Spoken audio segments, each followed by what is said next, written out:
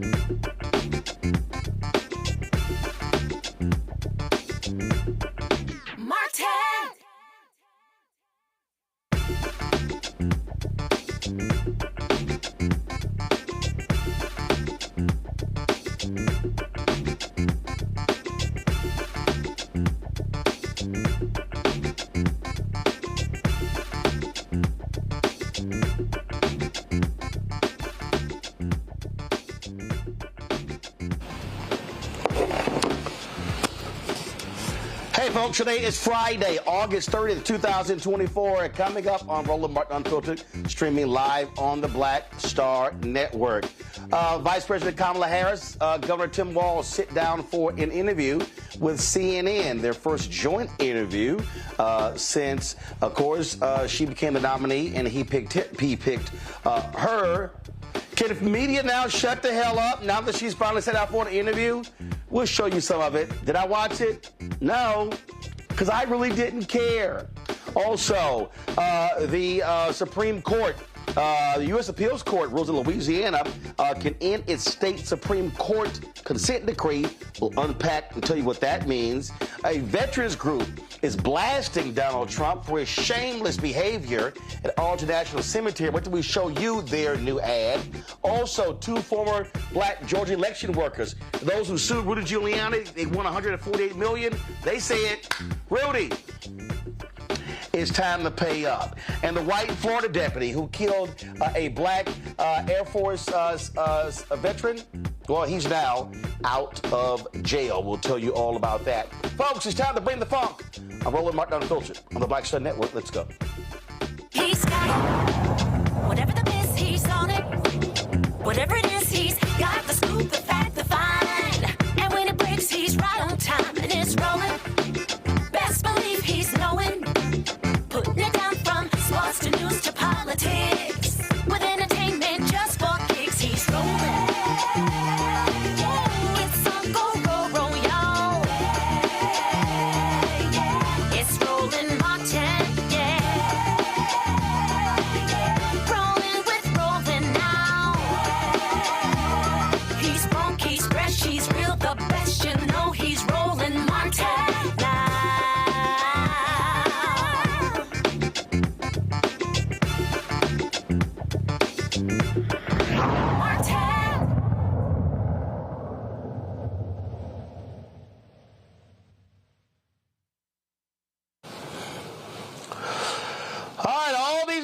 People whine and complain, and Vice President Harris needs to sit down for an interview. Why won't she talk? Why won't she talk? Okay, fine.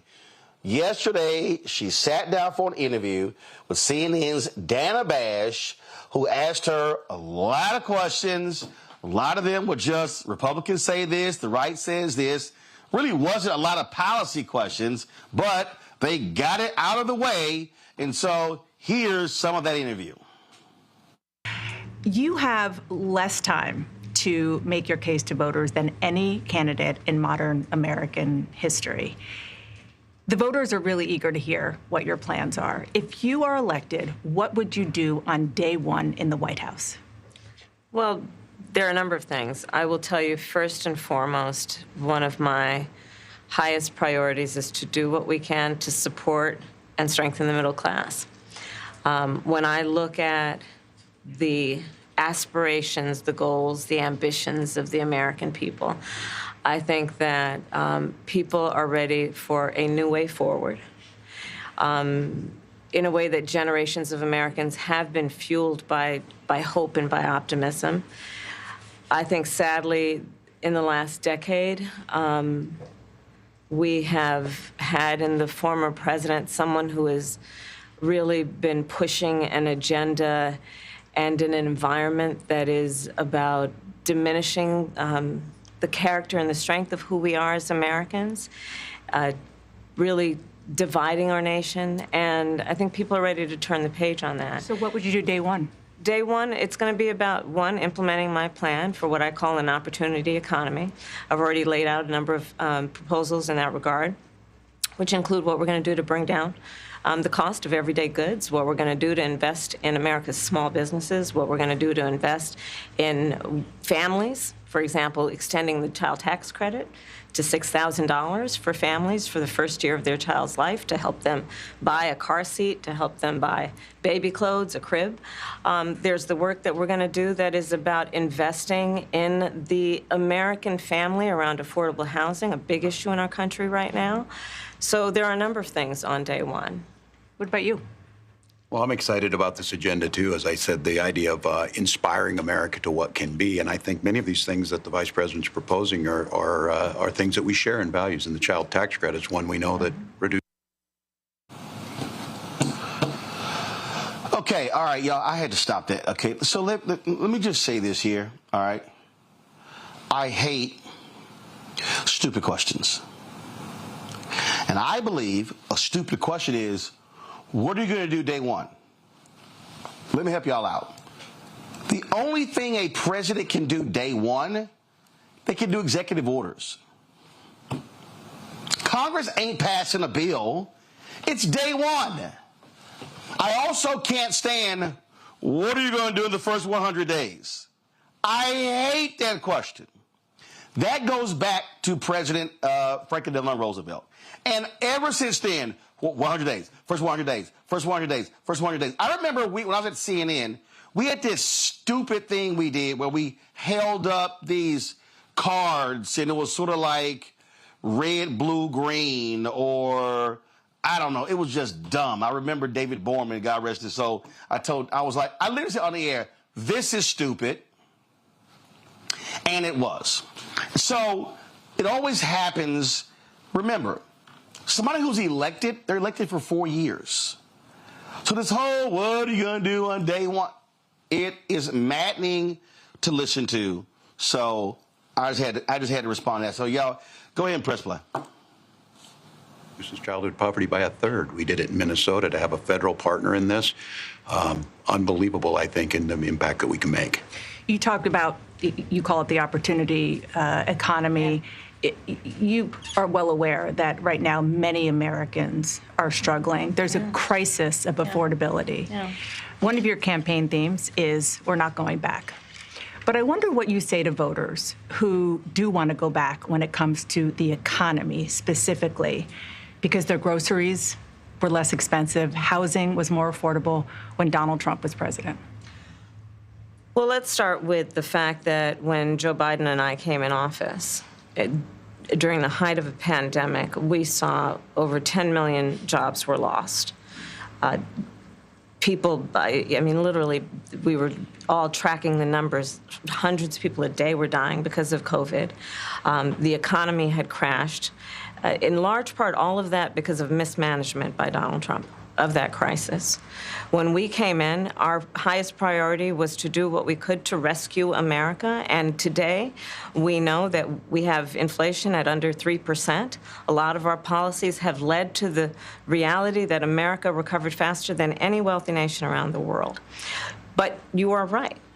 Prices, in particular for groceries, are still too high. The American people know it, I know it. Which is why my agenda includes what we need to do to bring down the price of groceries. For example, dealing with an issue like price gouging.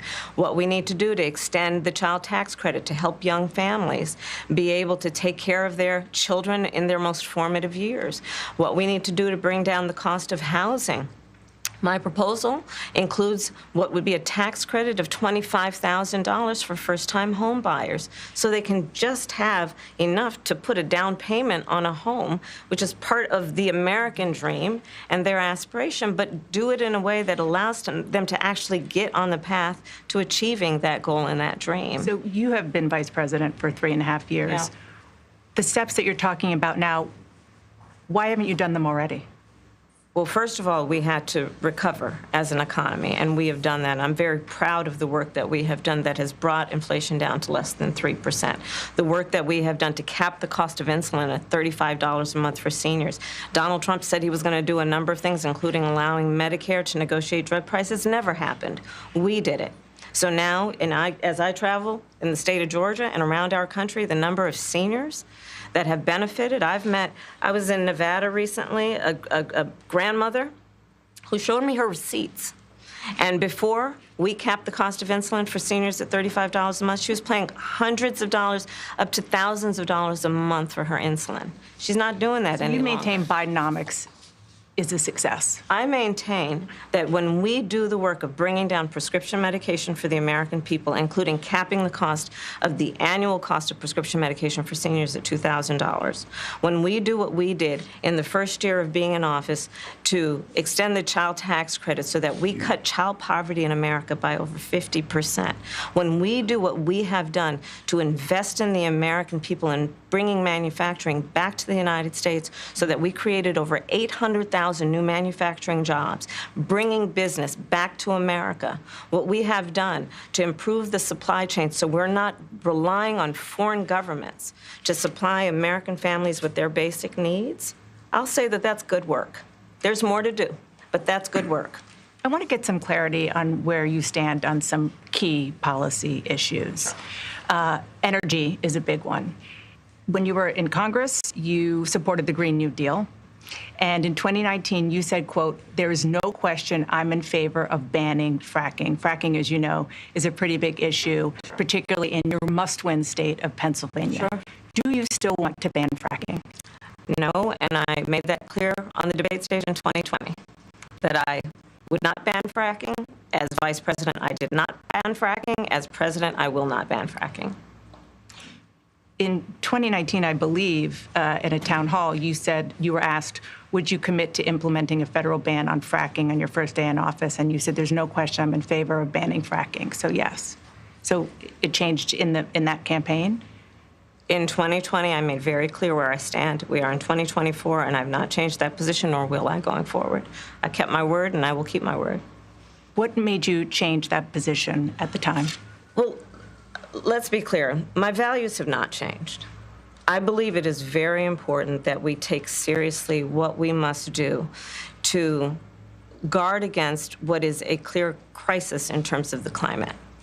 And to do that, we can do what we have accomplished thus far. The Inflation Reduction Act, what we have done to invest, by my calculation, over probably $1 trillion over the next 10 years, investing in a clean energy economy. What we've already done, creating over 300,000 new clean energy jobs. That tells me, from my experience as vice president, we can do it without banning fracking. In fact, Dana, I cast the tie-breaking vote that actually increased leases for fracking as vice president. So I'm very clear about where I stand. And was there some policy or scientific data that you saw that you said, oh, okay, I get it now? What I have seen is that we can grow and we can increase a thriving clean energy economy without banning fracking. Okay. All right, y'all. So, okay, enough of that. So there was a question in there where she literally asked her about Trump's attack on her blackness. Right? Anyway, let's deal with this, y'all, panel. Michael Imhotep hosts African History Network show coming to us out of Detroit. Michael, glad to have you here. Kelly Bethea, communication strategist, joining us out of D.C. Folks, go to my iPad here. Zelina Maxwell actually posted this tweet. She said, I took notes to keep track of the questions in the Kamala interview. Only 4 questions weren't a GOP attack or talking point in the form of a question. How does this type of interview help voters understand her policies at all? Damn good question, Kelly. It's a great question, and unfortunately, we don't have an answer for it. And as soon as I found out that Dana Bash was going to be conducting this interview, my heart sank, right? Because I was just so disappointed. And it was reflective of what we saw with the debate between Biden and Trump and how she moderated that debate. If you want to call it moderating, if anything, it was just, pushing propaganda. And it is disheartening to see somebody who has a storied history of good, solid journalism denigrating herself like this just for viewership purposes only. This was a bad interview, not because of the interviewee, but because of the interviewer. You have an obligation to get at the hard-hitting questions that Americans actually want to know. Americans don't know about the first 100 days. Americans don't know about the process for the first day of the presidency. You need actual policy questions. And frankly, it looked like Harris and Walz were ready for those questions.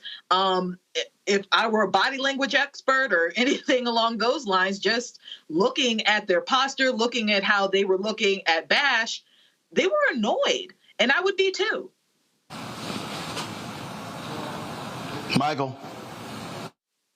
Yeah, Roland, I watched the interview twice, and Harris and Walz did an excellent job of handling themselves, answering the questions. They were not deep, insightful questions. I thought they may be more hard-hitting questions than what Dana Bash asked.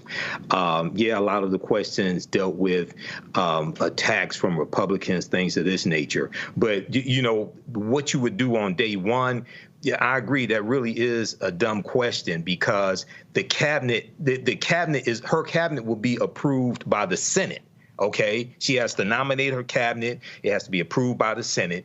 Number one. Number two, she could do executive orders on day one. We know Biden's first day in office, January 20th, 2021, he signed 10 executive orders. One of those was Executive Order 13985 that dealt with analyzing how policies from the federal government have perpetuated racism and coming up with solutions to address that. So, there were 6 million people who watched the interview. I wasn't sitting back waiting for mainstream media to interview Vice President Kamala Harris and Tim Walz. She speaks to thousands of people on a weekly basis at campaign rallies. She's been putting out policy platforms that are going to change people's lives. What this was about, you have mainstream media who really want to capitalize on an interview, dissect every word that she says. You have mediocre white men for the Wall Street Journal, Washington Post, things like this, writing op-eds, criticizing her for not doing interviews, things of this nature. So it's done. I'm looking forward to the September 10th debate, and I'm looking for the prosecutor to prosecute the criminal. So the question that Dana asked, again, this is just me here. I loved her answer to it because she basically was like, I ain't entertaining this BS. Let me go ahead and play this one for y'all. Check this out. About your opponent, Donald Trump. I was a little bit surprised. People might be surprised to hear that you have never interacted with him, met him face to face. That's going to change soon. But what I want to ask you about is what he said last month. He suggested that you happened to turn black recently for political purposes, questioning a core part of your identity. Yeah. Any same old tired playbook. Next question, please. That's it? That's it. About your opponent, Donald Trump. Okay. I was a little bit surprised. People might be surprised to hear that we ain't you doing have never this. Interacted with him, met him. It's next question. That's going to change soon. But what I want to ask an ass of a question. Is what he said last month. Let me say it again. It was an ass of a question. Black. Right. And why is it an ass of a question? Because, so can you please comment on him questioning your blackness? Why was it an ass of a question, Kelly? Can you please comment on him questioning your maleness?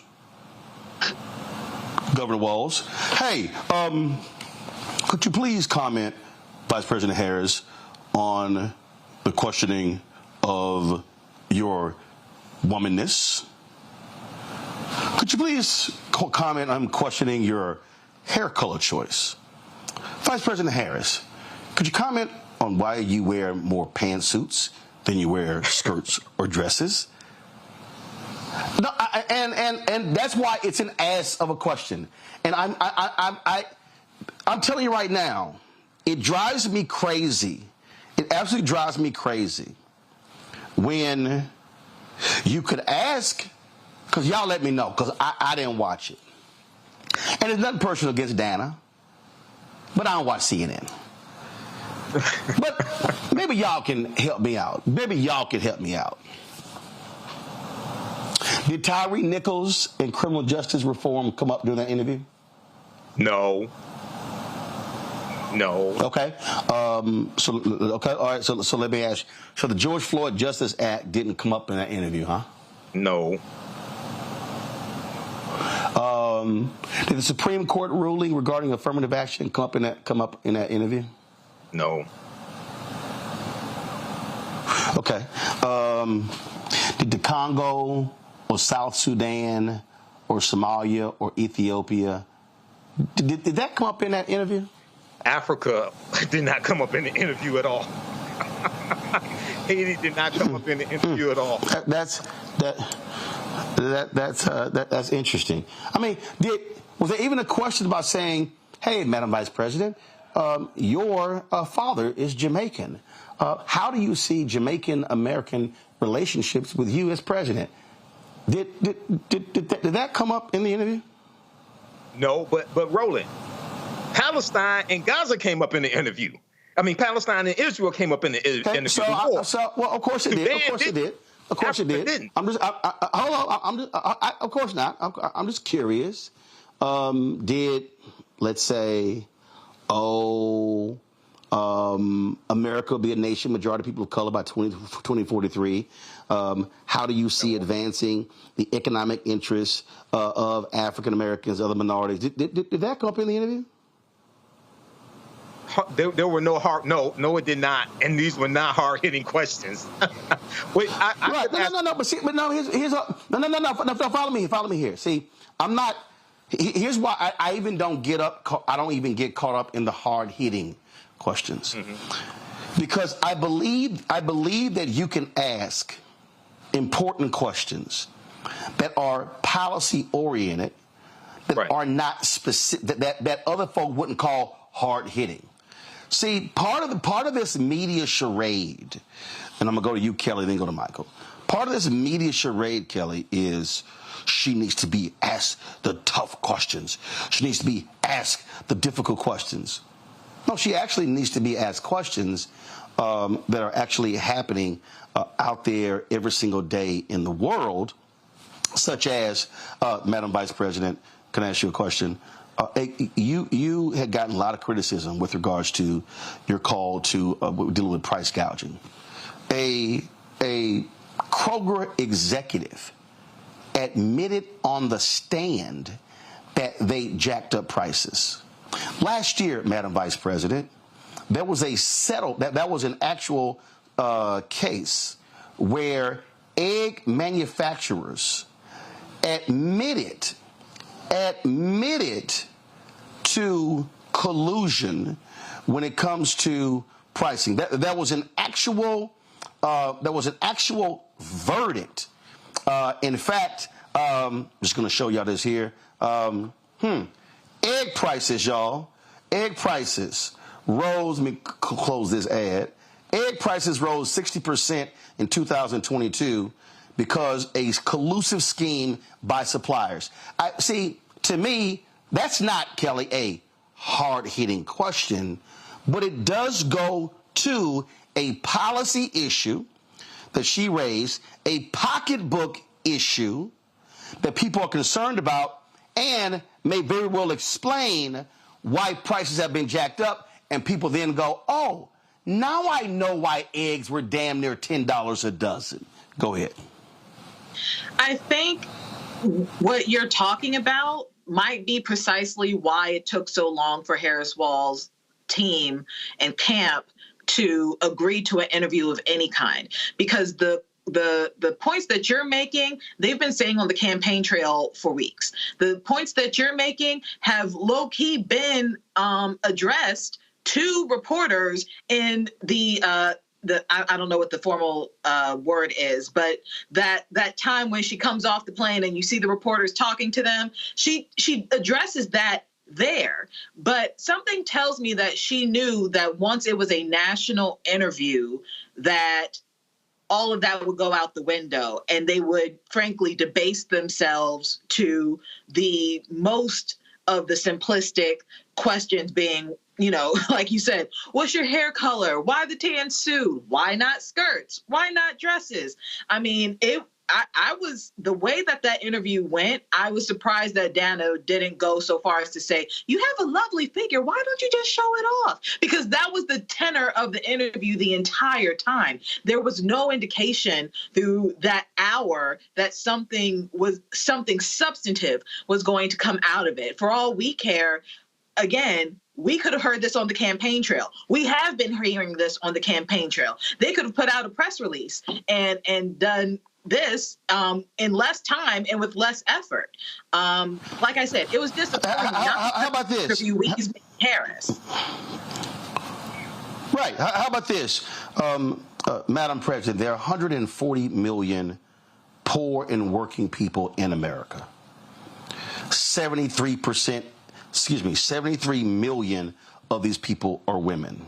68% of these people are African American. 66 million are white. And these poor and working class people make up 30 to 40% of the electorate, and many of them sit out elections. What will you do as president to speak to the needs and the interest of low and working class people? That's a better question than asking about, well, Donald Trump said this. What do you say, Michael? Yeah, I agree, Roland. And when I used the term hard hitting, I didn't mean a gotcha question. I meant something that's insightful, a question that would cause people to come to answer that Vice President Kamala Harris would give, would cause people to really learn a lot more about her and her policies. That's what I meant when I used the term hard hitting. When the answer that she gave to the question about Donald Trump questioning her blackness, quote, same old tired playbook that she said, is what she said. When I took away from that, that also goes to another question that was asked, and she talked about turning the page on the last 10 years, because the last 10 years, especially dealing with with Trump in power and then also surrounding Trump, has been a divisiveness in this country, a nastiness in this country, and she's talking about turning a page on that, the othering of other people. So yeah, and her plans dealing with attacking price gouging, that came up a little bit.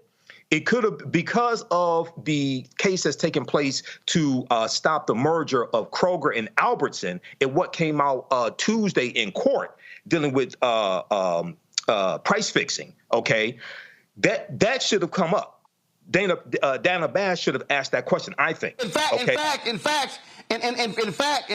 if you're going to go that route, which you also say, President Biden has been extremely aggressive when it comes to his Federal Trade Commission and stopping a lot of these mergers and acquisitions that create monopolies. Yes. Will you, as president, continue to be just as aggressive as President Biden has been, or will you be more what some are called business friendly? See, substantive question. Yeah. Not sexy, not a gotcha, may not necessarily go viral, but that is a policy question that could have also potentially elicited a difference between her as president and Biden as president. So all I'm saying to folks is that just understand, to everybody who's watching, when you see these questions, these are questions that senior execs wanted and asked, things along those lines. They don't always dovetail with really what's happening out there in the real world. So, and we know you ain't gonna have no black questions come up. So I can guarantee you, when I get an interview with her, it's gonna be some black questions because that's what we do.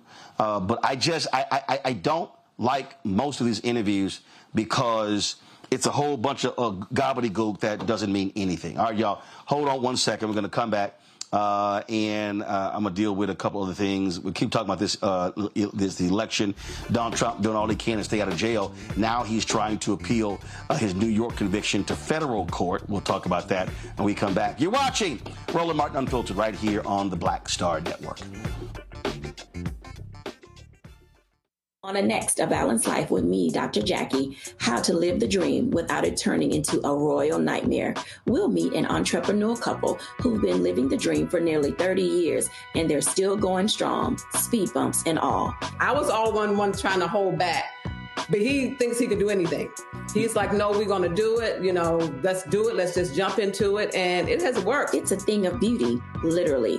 That's all next on A Balanced Life on Black Star Network. Next on The Black Table with me, Greg Carr. We featured the brand new work of Professor Angie Porter, which, simply put, is a revolutionary reframing of the African experience in this country. It's the one legal article everyone, and I mean everyone, should read. Professor Porter and Dr. Valencia Watkins, our legal roundtable team, join us to explore the paper that I guarantee is going to prompt a major aha moment in our culture. You crystallize it by saying, who are we to other people? Who are African people to others? Governance is our thing. Who are we to each other? The structures we create for ourselves, how we order the universe as African people. That's next on The Black Table, here on the Black Star Network. Hey, what's up? It's Sammy Roman. Hey, it's John Murray, the executive producer of the new Sherry Shepherd Talk Show. It's me, Sherry Shepherd, and you know what you're watching, Roland Martin Unfiltered.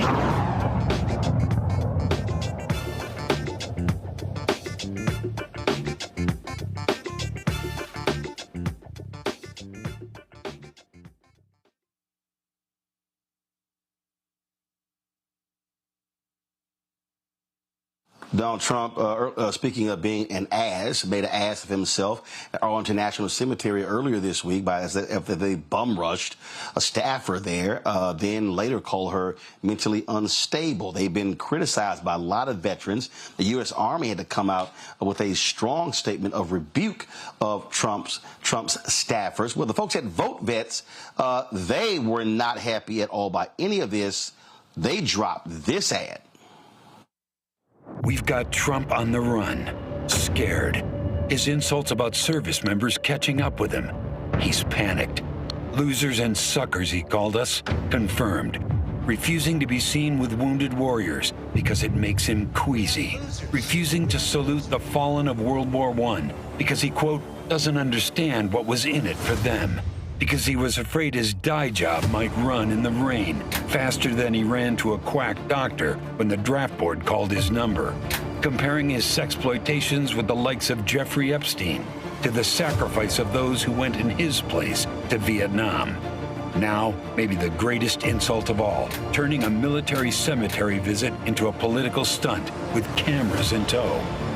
In Section 60, one of the most hallowed acres of all, and when an Army civilian official told them they were breaking federal law that bans politics and campaign cameras, Trump thugs verbally and physically assaulted her.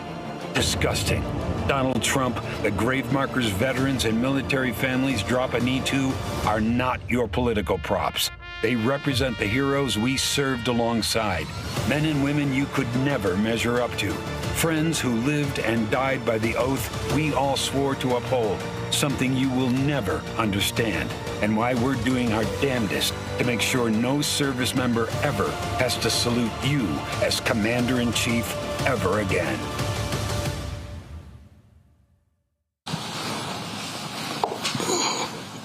Yo, that is an ad right there. Major General retired Paul Eaton also talked to Vote Vets, and man, he did not hold back when it came to Donald Trump. Y'all check this out. Ladies and gentlemen, this is Paul Eaton, Major General of the United States Army, retired. Every year, my wife and I pay our respects to the fallen in Arlington National Cemetery. Some were killed in action, some have died of natural causes. It's a very emotive time for us. My father, Colonel Norman Eaton, and his co-pilot, Lieutenant Colonel Paul Getchell, commingled remains are in Section 60. The remains of Lieutenant Ken Ballard, dear son of a close friend, Karen Meredith, are in Section 60. We have stood next to people crying, paying their respects to their sons, daughters, fathers. It's a very emotive event. To see a former president mugging for the camera should never, ever be Commander-in-Chief again for the Armed Forces of the United States. Ever. Disgusting performance by former President Donald Trump. Thank you. Strong words there, Michael. Yes, they were strong words, Roland. And this is something that didn't have to happen. This is another scandal dealing with Trump, on top of flip-flopping on campaign issues, things of this nature. But there's a piece from NBCNews.com that talks about the Army says a Trump aide, quote, abruptly pushed aside an Arlington National Cemetery employee. And then the Trump campaign put out that the employee had some type of mental issue or something like that as well. We know the employee doesn't want to press charges, but this is utilizing dead soldiers, okay, for the purpose to promote the Trump campaign. Because they shot video. Now, they didn't just take pictures. They also shot video there as well, and they're using this as part of the Trump campaign. So this is and this is from a president who got 5 deferments, okay, who nobody in his family has ever served in the military. And this is somebody who doesn't understand the sacrifice that those who serve in the military make, their families make, and those who give the ultimate price make as well, regardless of whether you agree with the mission or the war, anything like that. So this is another example why he can never become president again. Oh, absolutely. In a moment, I'm going to play for y'all this almost 8-minute video that they put together. And let me tell you something. It is a strong video. It's a strong video, Kelly, because they also lay out what will happen when it comes to Project 2025. Again, if Donald Trump goes back into the White House. And so he's always trying to tout how he loves the military, he loves veterans, but it's not necessarily the case. As you heard the retired General Eaton said, used as props.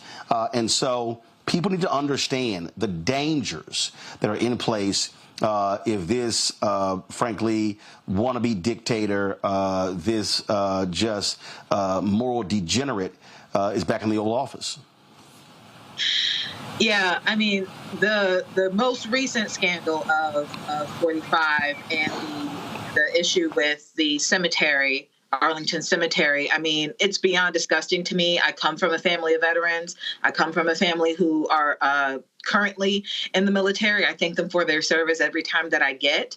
But to see a former president be that disrespectful on hallowed ground, it's just sickening to me.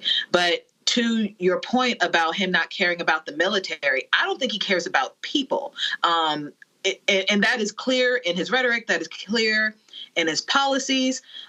He says that he loves the military. I don't think that's the case at all. I think he associates victory with the military. He loves the ego trip that comes when you win something. He likes winning. He likes the ego boost of winning. He likes the ego boost of victory. And he ties that with military conquest. But he also loves, Kelly. But Kelly, remember, he also loves the pageantry. Remember how he raved about the military parades of Kim Jong-un? And remember, he wanted that in D.C.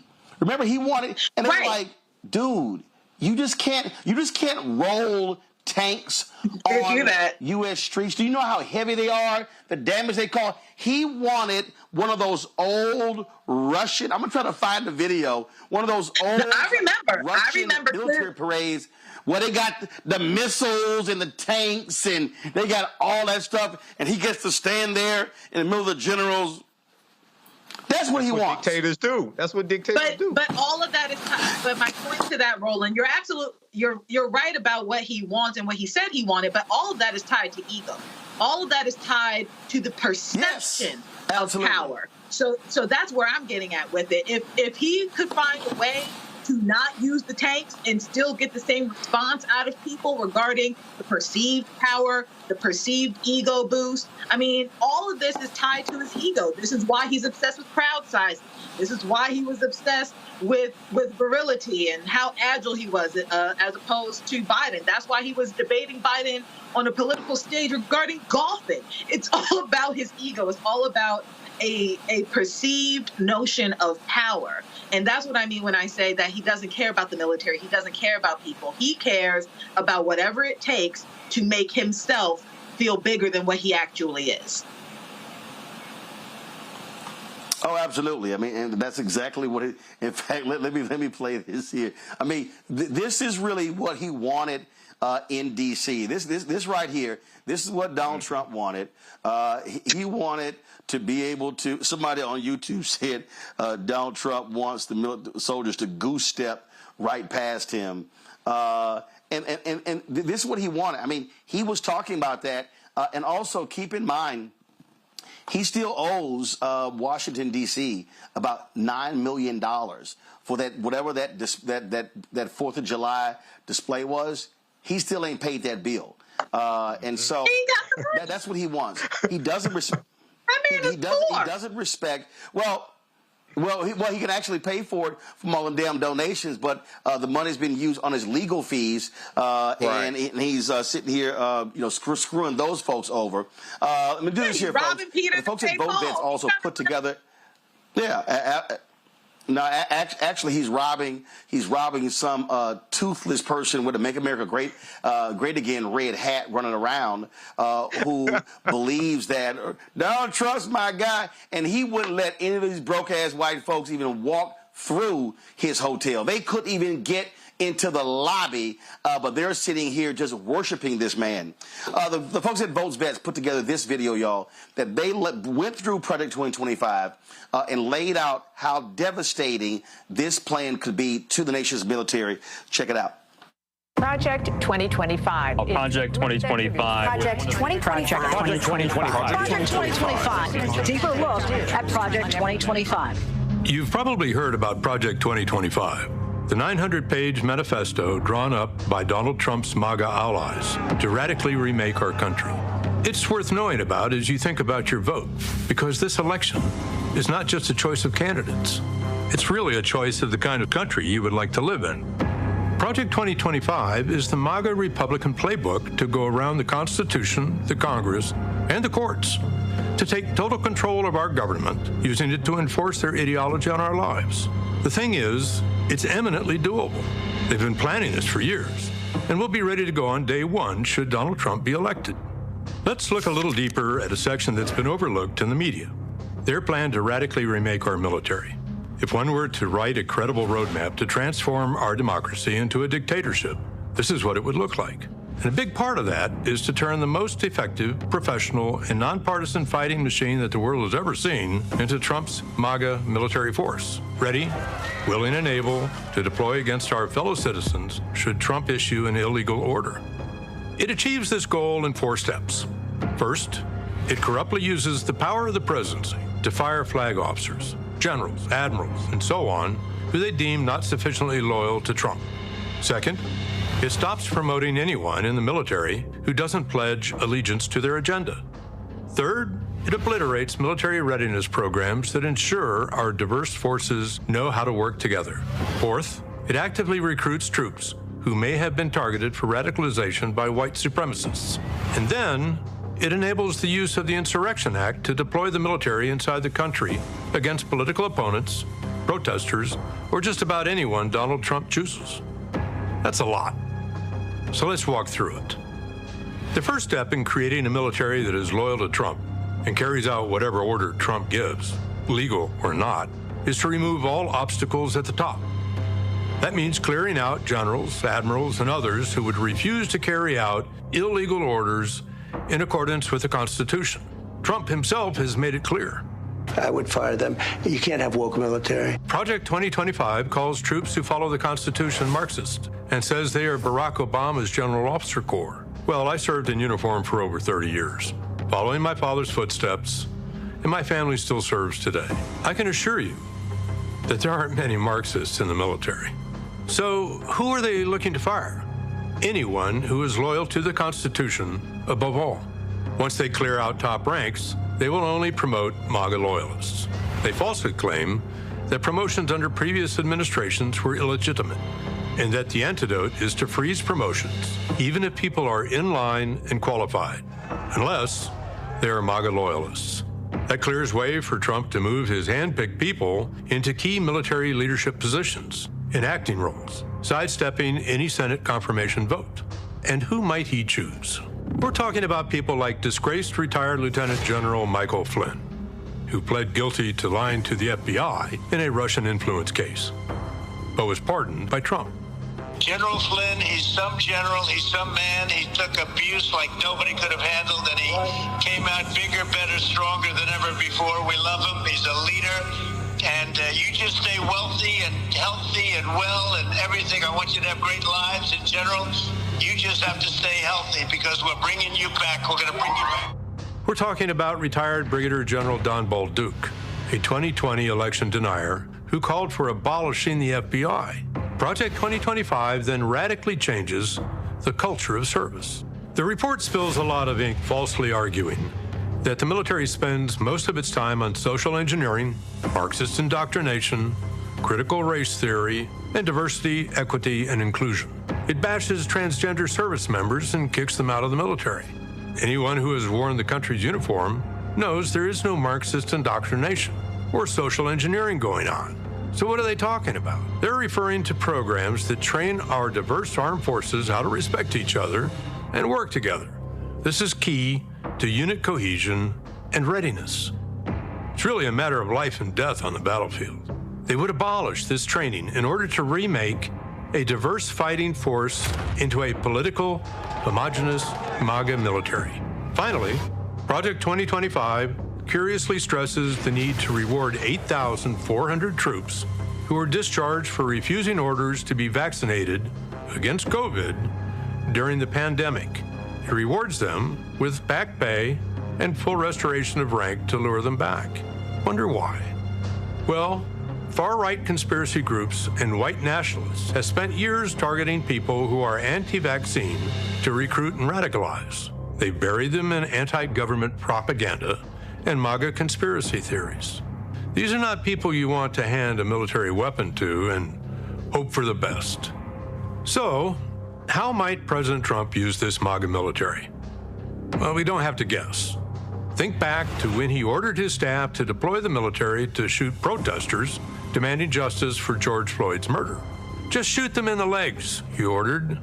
Unfortunately, the chairman of the Joint Chiefs and his Secretary of Defense rightfully told him no.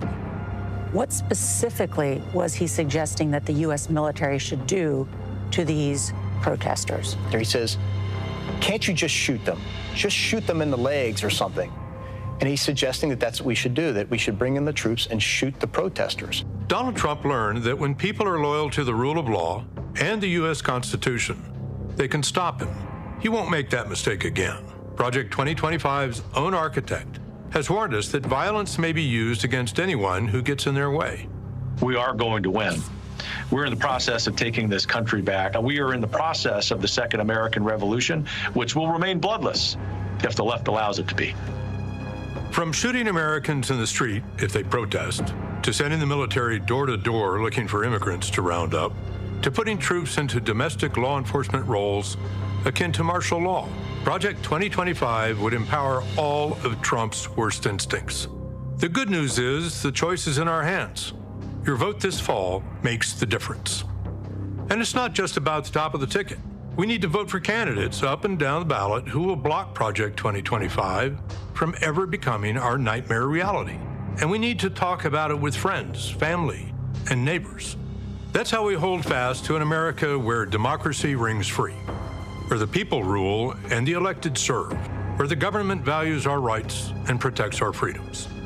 And an America that continues to say, if you're willing and able to serve, there is a place for you in our armed forces. A military that still swears an oath to support and defend the Constitution of the United States. It's up to us. Thank you.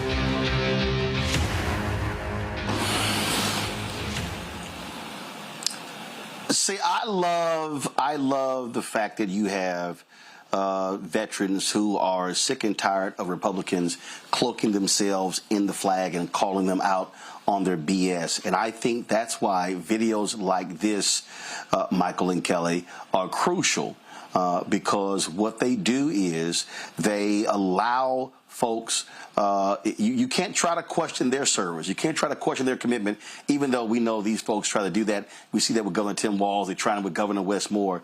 But it's great to see that level of detailed pushback from veterans, Michael. Yeah, it is. And he went through and broke down that aspect of Project 2025. He talked about the Insurrection Act of 1807 and how it could be employed. I'm glad you showed the video of Mark Esper talking about Donald Trump wanting to shoot George Floyd protesters, okay, as well. So this gives more insight. I know it's 922 pages, and a lot of people said, and in some speeches, Vice President Kamala Harris jokingly says, can you believe they wrote this down? Yes, I can believe they wrote this down because this is the second time the Heritage Foundation has done this. They did this in 1980, and it was a book called Mandate for Leadership that contained 2,000 policies they wanted the Reagan administration to adopt. The Reagan administration adopted 64% of those policies in Reagan's first term. So and it's good that you have older white men who are breaking this down, who have military experience also, okay? And when he talked about Project 2025 attacking diversity, equity, and inclusion when it comes to the military.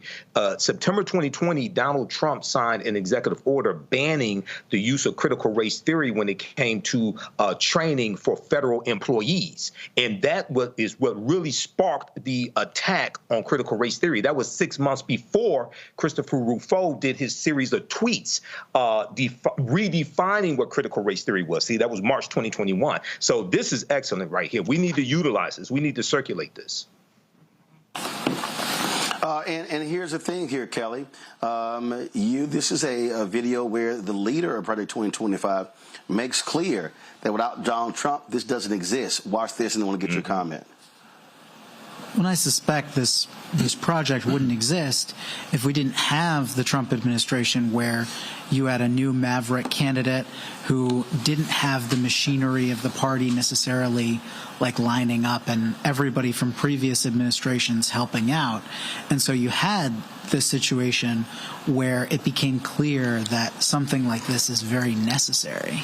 Well, that's quite true. I would say even more necessary in kind of the circumstances you describe, because even a we'll call it an establishment candidate where everybody just sort of wanders back in, but they're not particularly conservative, then they're more open, they know what to do more, there's less chaos, but they're less likely to actually seek to implement conservative policies. So there's a trade-off there, and we're trying to overcome the downside of that trade-off. So when I suspect this... You heard him. There's a trade-off there. Kelly? It is terrifying to me that this could possibly actually happen, because it would truly be the end of how America is perceived, how America functions as we know it. The reason why those people think that but for Trump, this would not be happening is because, frankly, he's the only quasi-politician, because he's not even a full-fledged politician, let's be honest. He is the only vessel who would be dumb enough to enact this and think it's not going to affect him, that it's not going to affect his families, etc. So it is imperative that people understand that this is not a joke. And you should also take into consideration with this ad in particular that, yes, they are veterans, but note how you don't know what their political party is. You don't know what their ideologies are. All you know is that they are against Project 2025. And the reason for that is Project 2025 is anti-American. And when you're talking about a group of people being veterans whose lives have been dedicated to protecting the America that we know, that people love, that people respect, for all of these people to be on board and be like, I don't know what this is, but it's not American, that should tell you something. That should tell you something. Indeed, indeed. All right, folks, hold tight 1 second. We come back. I want to talk about this case out of Louisiana. And if you want to understand why federal courts are so important, you want to understand why there's a difference between a President Kamala Harris or a Donald Trump in the Oval Office. Y'all know I can never call that man president. So I'm going to use every other iteration possible. It's what happened out of Louisiana and the extremely conservative U.S. Fifth Circuit Court of Appeals. I will explain that next right here on Roland Martin Unfiltered on the Black Star Network. Hey, folks, do not forget, support the work that we do. It is critically important. And so we really appreciate if you would join our Bring the Funk fan club. Our goal is to get 20,000 of our fans contribute on average $50 each a year. That's $4.19 a month, 13 cents a day. That allows for us to be able to do the stories that we do, cover this stuff. Folks, understand our expenses are real. $195,000 a month. Office space and staff and salaries and all these things that go with it. And it's real. And so we're out here doing our work. We generate revenue through YouTube. We generate revenue selling merchandise. We generate revenue, which, of course, trying to get additional advertisers. But again, your donations are critically important. Next Thursday, I'm going to travel to Kansas City to get an update on our Mobile 2.0. Remember, our Sprinter was total when this driver cut in front of my driver returning from Essence Festival. So we're going to get an update on that. And so, again, that's going to cost us about $180,000. And first of all, we got insurance. We had insurance on it, sent us a check, but we actually had to have some modifications, some better safety modifications. It was going to cost a lot more. So it's all real. And so when you support us, that's what you're supporting. And what I love about all of y'all, all of our fans, and when I started this 6 years ago, I said, hey, we're not going to send you swag because, listen, all that stuff is going to cost money. So hats and mugs and T-shirts and all this sort of stuff like that. And I dare say fewer than 100 people have complained that, well, what am I getting? What am I getting? Y'all, when you contribute, you know that money is being invested right into the show. And so we really want you to support that work and what we're doing. And so, again, it's absolutely critically important when you do. And so we're doing the best that we can with our resources. And trust me, it's no joke. We've got, my show. We've got, of course, we have other shows on the network that we do the work. And so we do all of that. And so, of course, Wealthy You, Balanced Living, Greg Carr's show. We've got Stephanie Humphrey's show.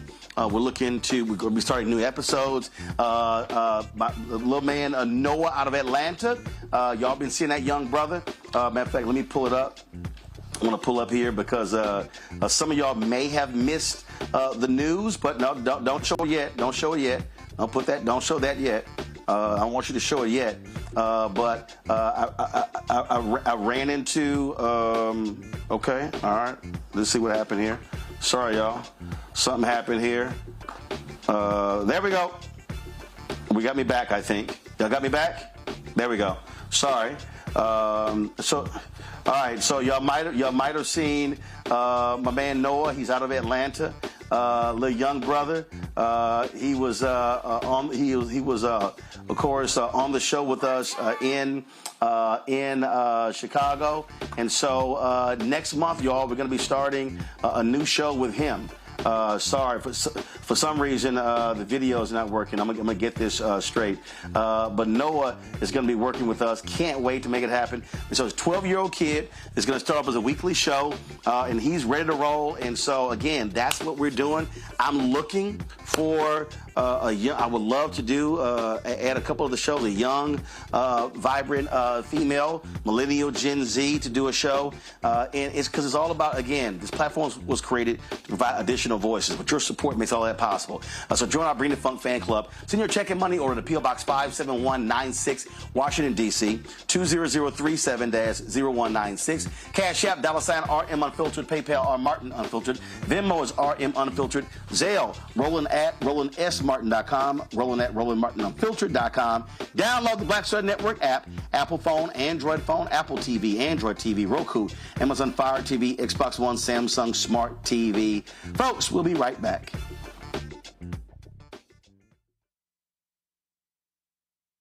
Hatred on the streets, a horrific scene, a white nationalist rally that descended into deadly violence. White people are losing their damn minds. As an angry pro-Trump mob storms the U.S. Capitol, we've seen shooting. We're about to see the rise of what I call white minority resistance.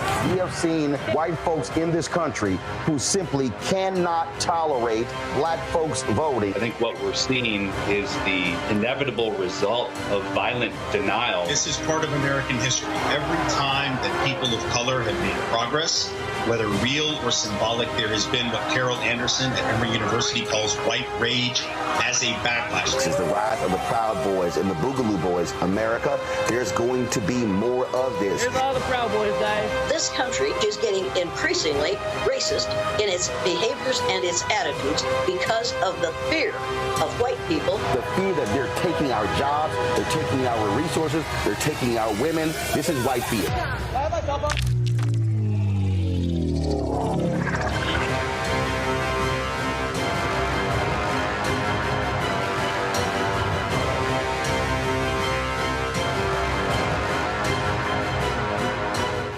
Hello, I'm Paula J. Parker.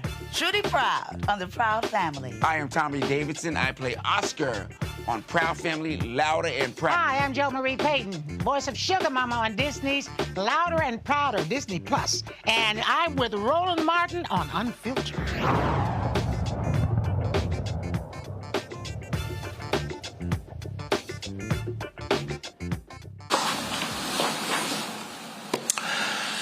So why do presidential elections matter? Why the U.S. Senate races matter? Because the president is the one who picks federal judges. It is the job of the Senate to confirm them or to deny them. Well, guess what?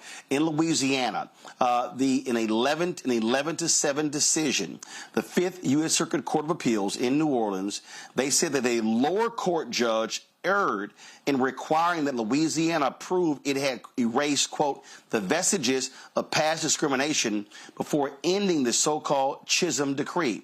Circuit Judge Kurt Engelhardt said this unexpected burden was impossible to satisfy, and it was enough that Louisiana satisfied the 8 remedial measures in the 1992 decree, which required a single majority minority district in Orleans Parish. One of the dissenting judges, Circuit Judge Jacques Wiener, said the evidence of compliance was simply not there. Louisiana also refused to commit to ensuring a majority minority district after the decree was dissolved. This right here is really, really important, Michael, because, again, the 5th Circuit Court of Appeals is extremely, extremely conservative. And that 5th Circuit, I just want to show folks so they understand why it matters. I understand the 5th Circuit because I am from Texas. That's one of the states that the 5th Circuit actually covers. And as I said, extremely, extremely conservative circuit. There are 17 judges in the 5th Circuit. And who is the circuit judge that they actually report to? Sam Alito. Republicans have always understood how vital the 5th Circuit Court of Appeals always has been. And so when you look at this ruling, and when you look at other rulings as well, then you begin to understand the 5th Circuit. This right here is their website. These are the states that fall under the 5th Circuit. Louisiana's Eastern, Middle, and Western districts. Mississippi, the Northern and Southern districts. Texas, the Eastern, Northern, Southern, and Western districts. Those 3 states. So when you talk about laws, cases that come out of those states, the 5th Circuit rules in them, and that, Michael, is crucially important. Absolutely, and you're correct that Republicans have always been much better in understanding the power of the courts, how the courts work, the federal court of appeals, U.S. Supreme Court. Those three states that you just showed, Louisiana, Mississippi, and Texas, those are all former Confederate states as well that had very large slave populations. So this is another reason why we have to have political education, master and understand political self-defense. And in looking at the court ruling, the piece from Reuters, it talks about the Fifth U.S. Circuit Court of Appeals in New Orleans said a lower court judge erred in requiring Louisiana to prove it had erased, quote, the vestiges of past discrimination before ending the so-called Chisholm decree. So once again, this also ties into history, right? And really understanding Louisiana, 1/3 population African-American. We see what Governor Landry has been doing down there. You've had Gary Chambers on here a number of times talking about Louisiana. This is the consequence of voting and not voting strategically as well. So this is extremely important that we're talking about this. This right here is a story from April of last year. Kelly, Biden nominates Texas judge for conservative-leaning Fifth Circuit Court of Appeals. Listen, they don't actually get many shots at that. So perfect example. He named Irma Carrillo Ramirez. She would be the first Hispanic woman and the only active Hispanic judge on the court. And so understand in terms of what's going on there. You see right here. There are 12 of, so there are 16 active judges, Kelly, the Fifth Circuit Court of Appeals. 12 of the Fifth Circuit's 16 active judges were appointed by Republican presidents. 12. That means just of the 17, 5 appointed by a Democratic president. And that's what's so scary about this, right? And you've been talking about this till your head turns blue, Roland, every time we address the issue of appointing judges. This is why elections matter. This is why your vote matters, because it's more than just having a talking head in the White House representing us across the globe. No, a huge part of being president is appointing judges that will affect you long after that president is in office. And you see that now. Like, how long have those judges been there in the Fifth Circuit? Right? We just got one through Biden, like you said, for the Fifth Circuit. These are lifetime appointments. So it matters. All of this matters. So this ruling does not surprise me, only because of the history of the Fifth Circuit being racist, sexist, pick-and-ism. They try to uphold it all. Right? But this is also why elections matter, because it is possible to change the tide of how that court makes rulings. Let's talk about, again, the election and what we're seeing, and the entrance of Vice President Kamala Harris has totally changed this game. The Land Journal-Constitution has this story right here, Kelly, that is huge.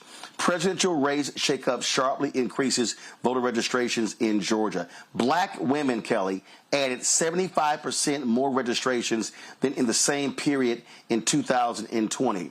And look at this lead right here. New voters have registered in droves in Georgia since Kamala Harris entered the presidential race, especially black, Hispanic, and young voters, according to state election data. The sharp increase in the rate of registrations suggests an outpouring of enthusiasm among voters who tend to vote for Democratic candidates in Georgia, a politically divided battleground that could decide the winner between Harris and Republican former President Donald Trump. I saw another story, Kelly, that talked about in one area the voter registration of black women was up 175%.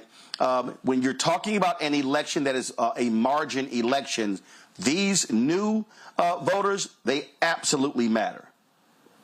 They really do. And it is incredible to see that, published, seeing the proof that that black women, that people in general are just, registering to vote, and seeing that increase in voters. Right. But it also goes to show, I have to give credit to the Harris-Walz campaign team, specifically the strategist, because I can't remember the man's name, but the deputy director or the deputy campaign manager basically talked about how it is necessary to go into jurisdictions that typically aren't addressed and seen because they feel like they're not going to win that district anyway. They're not going to vote our way anyway, so there's no point in going. But this particular deputy director, who was also responsible for the Warnock win, understands that if you are really for all Americans, you got to go to where all Americans are, right? And this articles like this, data like this is proof that that strategy works best. Well, it's first of all, you're talking about Quentin Folks, who was the deputy campaign manager. Yes. And so, yeah, I got you. When you look at these numbers, Michael, it is important because what you're seeing is the type of focus, the type of attention that is happening all across this country, and Democrats now have significantly closed the voter registration gap. Tom Bonnier was the one who was on CBS talking about 175%, and he posted a tweet. He said, somewhat incredibly, the number of young Hispanic women registering in the week after Vice President Harris effectively became the nominee was triple the number of registrants during the same period in 2020. Black women registration more than doubled. This is the chart right here. He's showing those numbers. So you see, so if I zoom in here, so you see down here, you know, Republican AAPI, Democrat men total, women, black 63.7, black women 83.9. This is just in Nevada. Hispanic 91.9. 1829, 106.6. Black women 1829, 125%. Hispanic women 125.4.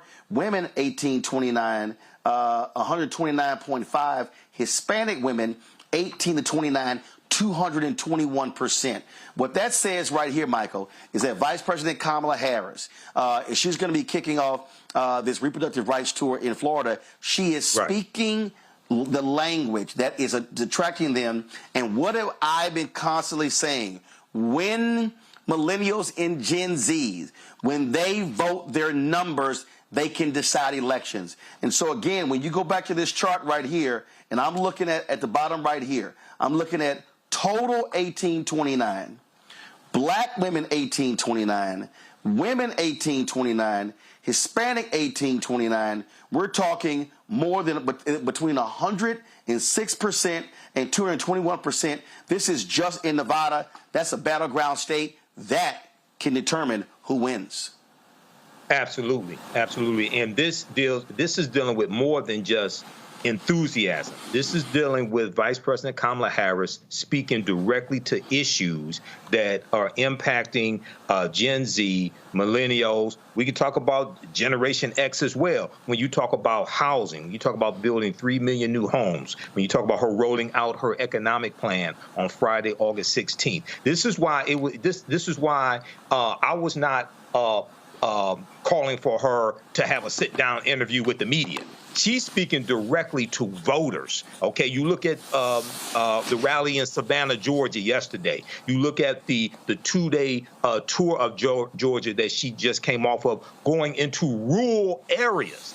That's extremely important because what it does is, one, it draws media attention, it draws thousands of people to come out, but also what it does is it forces the Trump campaign to put resources into areas they didn't think they were going to have to try to defend. Okay, so this is speaking and this goes back to something I was saying right before Biden dropped out.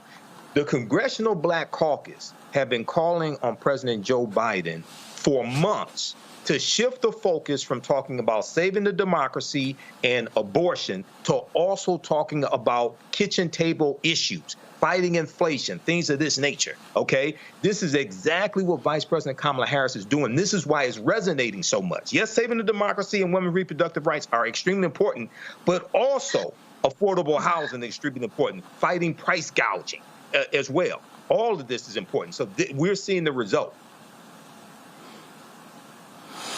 In fact, this was the actual tweet. I'm going to my iPad, y'all. This was the tweet that Tom actually posted right here, where he said the Harris effect in the 13 states that have updated voter files since July 21st, we're seeing incredible surges in voter registration relative to the same period in 2024, driven by women, voters of color, and young voters. So this is overall. Before I showed you Nevada, and you see this. So this is, you see over here at the far right, where he got that 175%. But you see Hispanic women, 1829, 149%. Black women, 98.4. Black, 85.8. And you see it going down there. And so the bottom line here is that when you look at this election, this is going to be an election on the margins. And I hope people are paying lots more attention to these numbers. But we got to remember, no matter where you are, you have got to be pushing folks if they must register. And again, get them to understand that, hey, if they even are on the fence, fine, still register, because once the deadline is passed, that's it. And so beginning on Tuesday, we're off on Monday for Labor Day, but beginning on Tuesday, we are going to be showing you and providing for you the registration deadlines in every single state. We're going to be posting that on social as well, because we need people to understand what's happening. And understand, early voting begins in some places in less than 20 days. And so we got to understand that we are in the prime of the election season, and we all must be ready to get this thing going. Let me go to a break. I'll be right back right here, Roland Martin Unfiltered on the Black Star Network. Support the work that we do. Join Bring the Funk Fan Club. Send your check and money order. P.O. Box 57196, Washington, D.C., 20037-0196. Cash App, $RM Unfiltered. PayPal, R Martin Unfiltered. Venmo is RM Unfiltered. Zelle, Roland at RolandSMartin.com. Roland at RolandMartinUnfiltered.com. Y'all know y'all ain't getting this information anywhere else. Nowhere else. There's nobody else in black-owned media that's breaking down the stuff that we do every single day, 5 days a week, 2 hours a day on this show, plus our other shows. And so y'all see what we're doing to make this thing happen. And so please join our Bring the Funk Fan Club. Everybody who's already given during the show and who will give between the next 30 minutes, I'm going to personally shout you out right here on the show, okay? So, again, Cash App, $RM Unfiltered. PayPal, R Martin Unfiltered. Venmo is RM Unfiltered. Zelle, Roland at RolandSMartin.com. Roland at RolandMartinUnfiltered.com. Back in a moment. Now streaming on the Black Star Network. I still have my NFL contract in my house. Have it in a case. It's 4 of them for my 4-year contract. I got a $600,000 signing bonus. My base salary for that first year was $150,000. Matter of fact, $150,000. $150,000. That's what I made. $150,000. Now think about it. My signing bonus was a forgivable loan, supposedly. When I got traded to the Colts, they made me pay back my signing bonus to them. I had to give them their $600,000 back. Wow. Yeah, I was so pissed. Because, man, I try to be a man of my word. I'm like, you, I'll give you your money back. You know, even though I know I earned that money, right. I gave them money back. I gave them $600,000 back. But yet, I was this malcontent. I was a bad guy. I'm about the money. It wasn't about the money. It was about doing right. Because I looked at, because you look at contract. Look at John Elway. John Elway was making $1 million, $800,000. I was making $150,000. I mean, I was doing everything. And I'm like, but yet I was, man, I got so many letters, you know, so I just play for free and all that kind of stuff. I mean, you don't forget that kind of stuff. Right. That stuff is hurtful.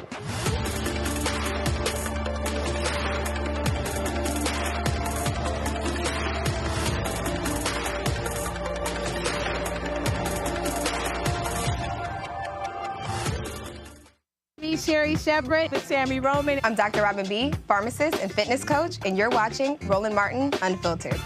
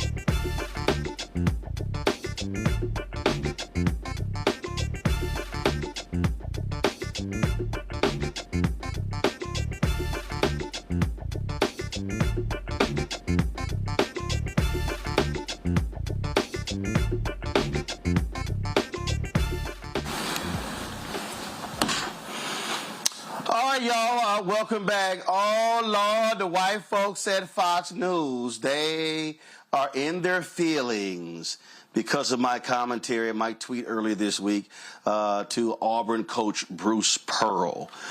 So check this out, y'all. So somebody sent me this today. Former CNN contributor tells black players not to join Auburn's basketball team under Bruce Pearl. First of all, Fox News, Scott Thompson, you might want to learn to fact check, because my damn name ain't Ronald Martin. It's Roland Martin. He goes, Ronald Martin believes Pearl's political beliefs should lead players to choose accordingly. And so then he goes in the article, okay, and he goes, former CNN contributor Ronald Martin, that ain't my damn name, because Pearl put out this tweet calling Vice President Kamala Harris a socialist. He also said her view, said that, with her woke policies, and so all this sort of stuff. And so again, I said what I said. He goes, this post led Martin to tweet his own plea to recruits not to join the Tigers head coach because of his public views, specifically black players. Hey, Scott, you damn right I said what I said. If you got a basketball coach in the South, in Alabama, in Bruce Pearl, let's be real clear. He ain't got no team without black players. And he's calling Vice President Kamala Harris a socialist. He's sitting here talking about her woke agenda. Hell yeah, I'm saying to black parents, don't send your kid to Auburn. I wouldn't want my kid under him. This right here, y'all, is a tweet he posted.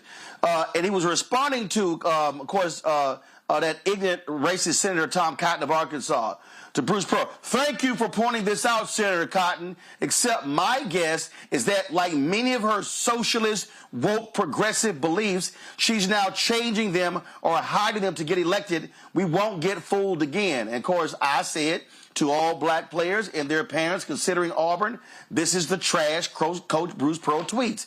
There are many other SEC schools to consider. Choose accordingly. Then you got Pastor, you got Daryl Scott, who goes, but Steve Curry and Steph Curry are good to go, huh? First of all, Daryl Scott, Daryl, I'm going to call you out every single time. Steve Kerr is a professional. He's an NBA head coach. Steph Curry is a professional. He's a basketball player. The fact of the matter is, here you have Bruce Pearl, who's criticizing, who's criticizing Vice President Kamala Harris.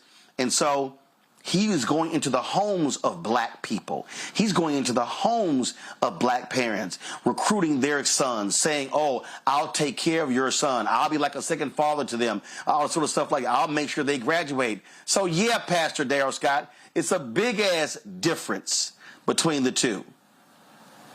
And so I'm telling you right now, Michael, if I had a nephew and he was a top basketball player, I'd be real clear. I say, bruh, man, it's one school we ain't visiting, and that's Auburn.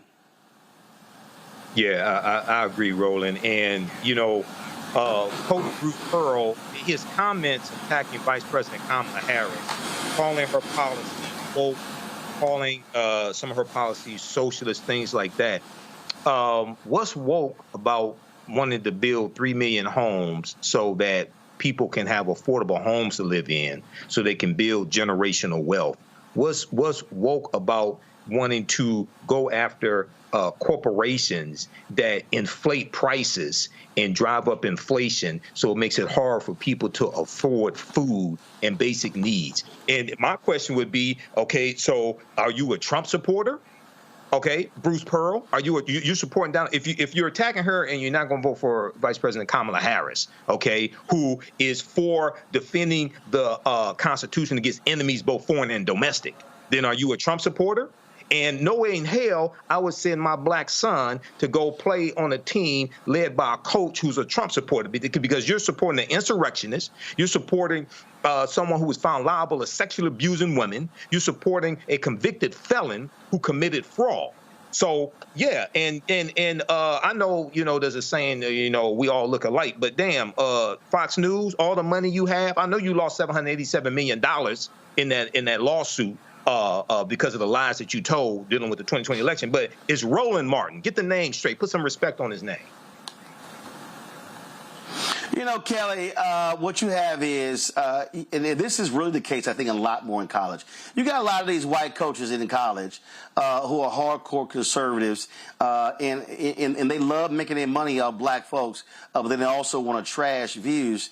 You look at Tommy Tuberville, of course, who was the head coach. Oh, guess where was he a football coach? Auburn. Okay, yeah, and he's one of the dumbest people in the United States Senate. And you have this, and so I don't give a damn what Scott Thompson, y'all, his Twitter handle is Scotty T Sports. I'm about to send his ass a tweet saying, learn how to spell my damn name. Plus, you can't be that bright when you are linking to my tweet in the article, and my tweet actually got my name spelled, and you still writing Ronald. So he calls himself a Jersey kid. Well, you might want to revisit your education, Scotty. Go ahead, Kelly. Something tells me that he said Ronald on purpose. That is always, to me, a blatant form of disrespect, especially with name recognition such as yours. Your name's everywhere. It's very easy to find your name, very easy to see how to spell your name. So to see that is a byline that actually got published, I think that's just a level of disrespect that they purposely put out there. So that aside, the notion of, deterring black parents away from Auburn, I think it has less to do with just political stuff, and it's a safety issue at this point, right? Because we have gotten to the point in our politics where if you align yourself with 45, if you align yourself with the MAGA movement, that is a threat to your life by way of being black. Right. And we see that. We saw that in Charlottesville. We saw that with the insurrection. We see that in little microcosms across the country, these examples of MAGA supporters who are not just racist, but aggressively so, to the point where your life could potentially be in danger by a result of their conduct. I don't have any children, but I wouldn't want my child susceptible to that. Certainly not from a coach who I am entrusting my child's care with, right? This is a safety issue above politics.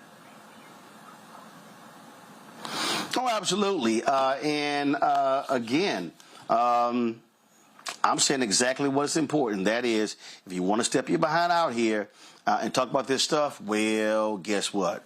We're going to respond as well. And so I say to black parents, if you got a top basketball player, it's a lot of other schools you can pick. And he did an interview, Bruce Pearl did, talking about, Auburn is a leaning conservative school. It's a place where we have respect and love God. Guess what?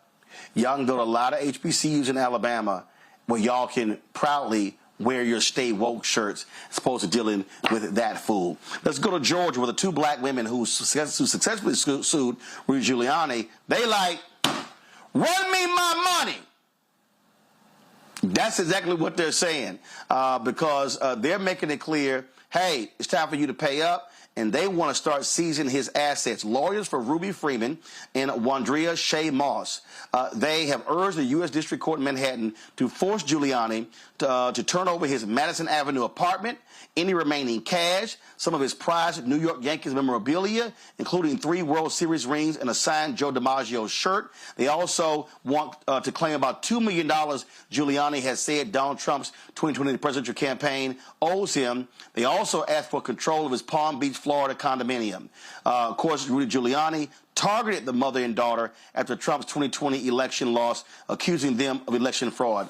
Kelly, I want them to leave Rudy Giuliani butt-ass naked. Well, I don't need that image of Giuliani naked in my head, but I will say penniless. I don't need it. I don't need it. I want to put his drawers and socks on eBay. That's nasty. No, I don't need that. I don't need that visual. I don't need that visual. That's pineapples. No. But I will say that, like you said, I can't even talk. Like you said just now, run these women their money because they went through the ringer for absolutely no reason. And, I teach on part-time regarding comms law. And this is like typical of an basically like a textbook case of private versus public citizen. These are private citizens private figures who were literally minding their business, doing their job when some public figure decided to exploit them for absolutely no reason with malice, and all of that was proven in court. Where's the money? Where's the money? He has it, find it, and give it to him. That's it. That's all. But we don't need any visuals of Giuliani of naked draws. None of that. It was hard enough for me to see the black paint drip down on his head. That was it. That's my limit. That's butt ass naked. Let me tell you something. Listen, Michael. Every time he posts a video, every time he posts where he's gonna be somewhere, they need to have somebody right there. And if he's signing stuff, they should just walk over and be like, we got it. We got it. Just snatch money out of his hands. They should be standing right there saying, no, take that. I'm telling you, snatch everything. Sell everything. I don't give a damn. He can go live with his ex-wife. He can go, I think he got 3 or 4 ex-wives. And didn't he marry his cousin? Didn't Rudy Giuliani marry his cousin? But he has so make him go back and live with her. Well, Roland, he should. First of all, Rudy Giuliani did a skit some years ago with Donald Trump where Rudy Giuliani was in drag. So Rudy Giuliani could have a new career as a drag queen. Okay, he had on makeup, he had on a wig, he had on makeup, he had on a wig, he had on a dress. So Rudy Giuliani could raise money to pay Shay Moss and Ruby Freeman. He can go on a national drag queen tour, make it a review, team up with RuPaul. Make a career out of it. This is a whole new career for him. Reinvent yourself, Rudy. Okay. So yeah, they need to get every penny from this traitor, from this liar, from this fraud who put their lives in jeopardy. Okay. And Donald Trump owes Rudy Giuliani $2 million. Donald Trump, he owes so many people money. So yeah, Rudy needs to get his money from Donald Trump. Donald Trump needs to sell some more of those cheap ass sneakers and some more of these digital cards and things like that to help Rudy pay Shay Moss and Ruby Freeman. See, but Rudy, you don't have to give me a percentage for the drag queen idea. Go run with that. Hey, Kelly, I know some people out here, and they like, oh, you ain't right for that. You talking about you saying Giuliani, Giuliani did marry his cousin.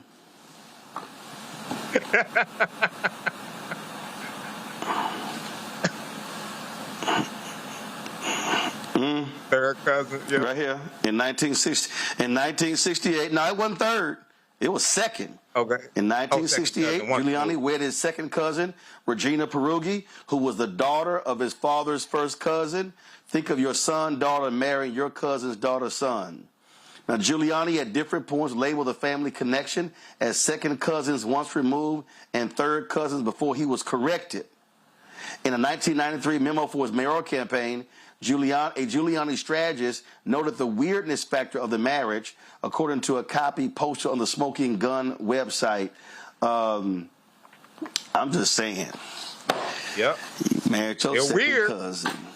Like J.D. Vance, they're weird. I'm just saying. The party of family values. I'm just saying. So, I'm just saying. So,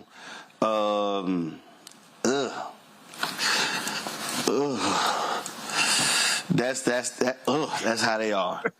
But yes, Kelly, leave his ass butt naked. Take everything. I do not need that visual. Make him go beg Trump to stay at one of them rooms in Mar-a-Lago. That's what you do. Take everything. I don't care. Take everything. I don't care. All right, I'm going to go to a quick break. I'll be right back here. What? What you got to say, Kelly? No. I was just going to say, sometimes just because it's legal don't mean you need to do it. And that's a very prime example of that. That's all. You right. Still waiting for that. naked. I'll be back. On the streets, a horrific scene, a white nationalist rally that descended into deadly violence. White people are losing their damn minds. As an angry pro-Trump mob storms the U.S. Capitol, we've seen shooting. We're about to see the rise of what I call white minority resistance. We have seen white folks in this country who simply cannot tolerate black folks voting. I think what we're seeing is the inevitable result of violent denial. This is part of American history. Every time that people of color have made progress, whether real or symbolic, there has been what Carol Anderson at Emory University calls white rage as a backlash. This is the rise of the Proud Boys and the Boogaloo Boys. America, there's going to be more of this. Here's all the Proud Boys, guys. This country is getting increasingly racist in its behaviors and its attitudes because of the fear of white people. The fear that they're taking our jobs, they're taking our resources, they're taking our women. This is white fear.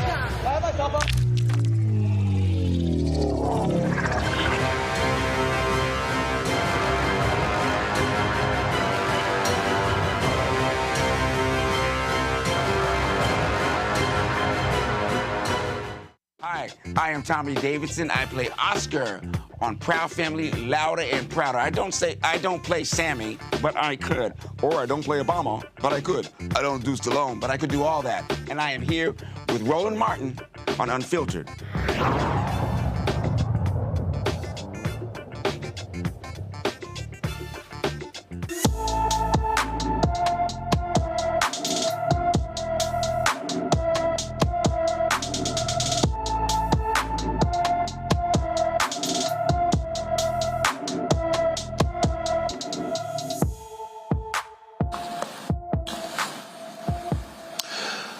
Police in Joliet, Illinois are looking for siblings Mia and Ruben Bonilla, who have been missing since April 19th. 17-year-old Ruben is 5 feet 8 inches tall, weighs 140 pounds with black hair and brown eyes. His 13-year-old sister Mia is 5 feet 4 inches tall, weighs 130 pounds with black hair and brown eyes. Anyone with information on Mia and Ruben Bonilla should call the Joliet, Illinois Police Department at 815-726-2491, 815-726-2491. Again, 815-726-2491.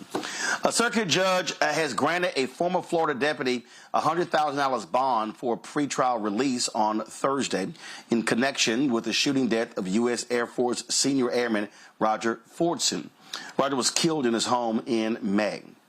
Eddie Duran was denied release in his first court appearance on Tuesday at the Okaloosa County Circuit Court. In Thursday's hearing, Duran, who appeared before a judge in person, avoided the $250,000 bond amount asked by the state, but was denied the $10,000 requested by his attorneys. The judge ruled that Duran cannot possess any firearms, come into contact with Fordson's family, or leave the First Judicial Circuit area of Florida outside of special circumstances that may be allowed by the court if they come up. Duran is charged with manslaughter with a firearm in the May 3rd shooting death of 23-year-old Roger Fordson.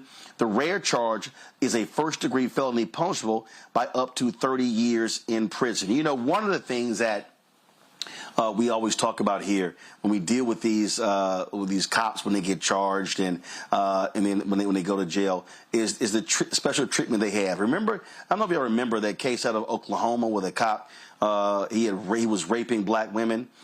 And I'll never forget, Kelly, when he got convicted, if you went to the database of prisoners, you could not pull his name up. You couldn't pull his name up. And they essentially were hiding him in the system. I'm sorry. I just fundamentally believe that I don't give a damn if you are a cop. When you have when you've broken the law and you've been convicted and you go to prison, you should be treated like everybody else. I get this whole thing about solitary confinement and, because of the cop and there's a bounty on their head. I get that. But I'm sorry. You shouldn't be in that situation where they're hiding your name so the public doesn't know.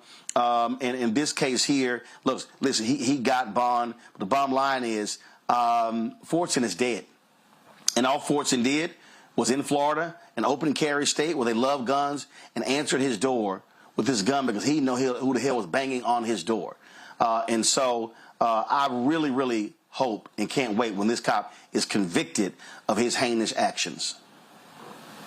I mean, it is disgusting across the board.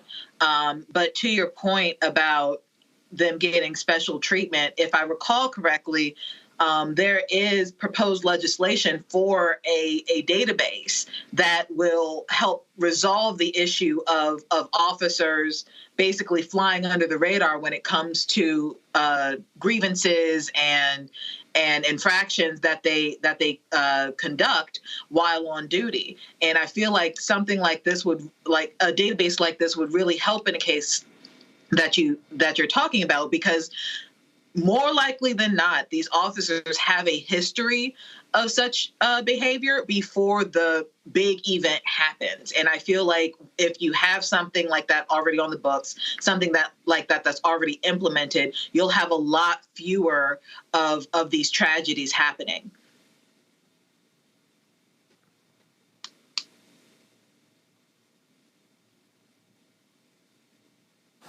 Michael?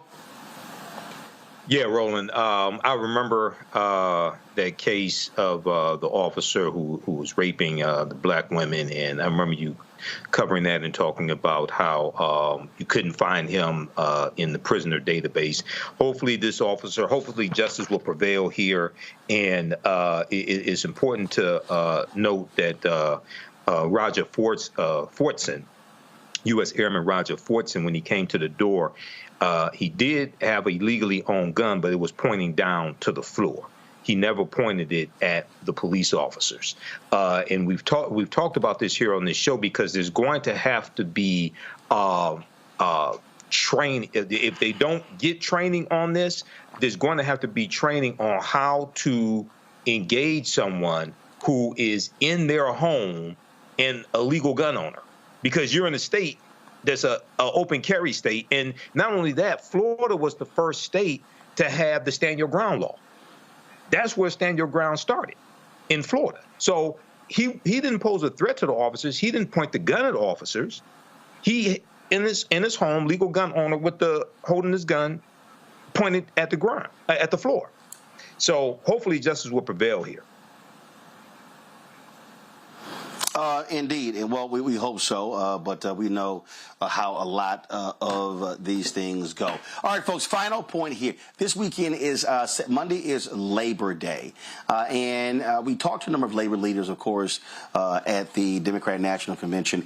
And you know, look, most people, when they look at this as a holiday weekend, they don't even think about what it's all about. But the reality is, when you look at a number of the issues we have, 40-day work week, things along those lines, 40-hour work week, labor fought for those things to happen. So, Kelly, I would really hope that folk, as they think about this weekend, think about Monday and talk about Labor Day weekend, they remember who made all this possible, and think about the fights that we have in the country going on right now when it comes to fair wages and equity and health care, things along those lines for everyday workers, especially at a time when you have these CEOs and these making just ridiculous amounts of money and really screwing over everyday workers. Absolutely.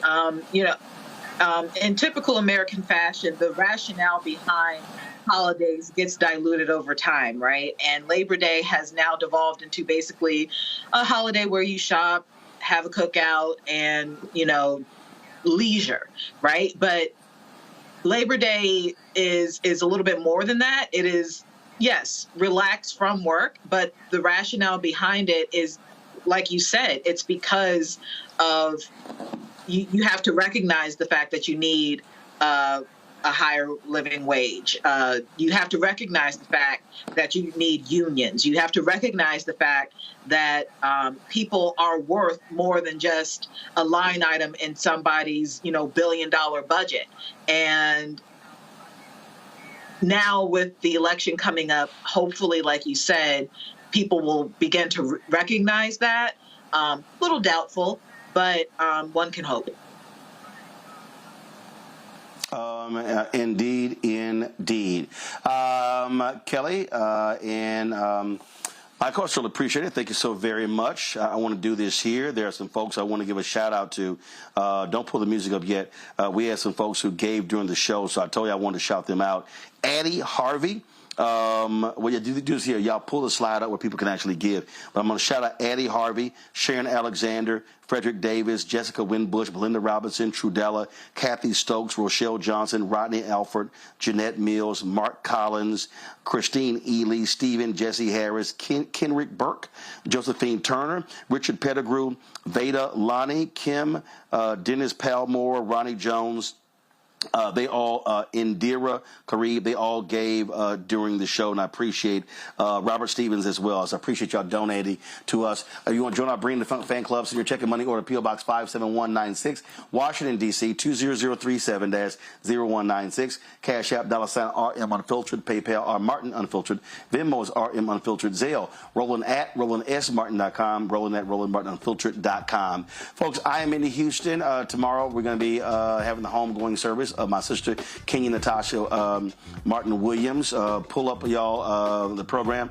and want to pull that up. Also, a number of you have also been asking me to make a donation, and so what we have here is a scholarship fund for my twin nieces. They're in college, and so if you actually go to first of all, there's a QR code you can actually pick up. You can also go to guys don't so you give it right there. So you see right there the QR code. So you just point your camera to that, and then so you see the $0 figure. You can put in any amount in there. So if you want to contribute to the scholarship fund of my sister's twin daughters, you can do so by just clicking the QR code as well. I'll post the link on social media if you want that as well. So be sure to check that out. So we'll be, again, funeralizing her tomorrow. So we appreciate all of your thoughts and prayers. And folks have also, a lot of you have sent flowers. I talked to the funeral home and they said, man, people have been calling from all over the country. And so we want to thank everybody for expressing their condolences to our family in this time. So I certainly appreciate it. Folks, I hope you have a fantastic weekend. Enjoy the weekend. Be safe. I'll be back in our studio on Tuesday. We're off on Monday. On Monday, though, we're off on Monday. What we will be doing on Monday, we're going to be actually putting through the best of our interviews with labor leaders, especially from the Democratic National Convention. That's going to be our show on Monday. And so we appreciate that. Y'all be well. Y'all take care. And as y'all always know how I sign off. Holla!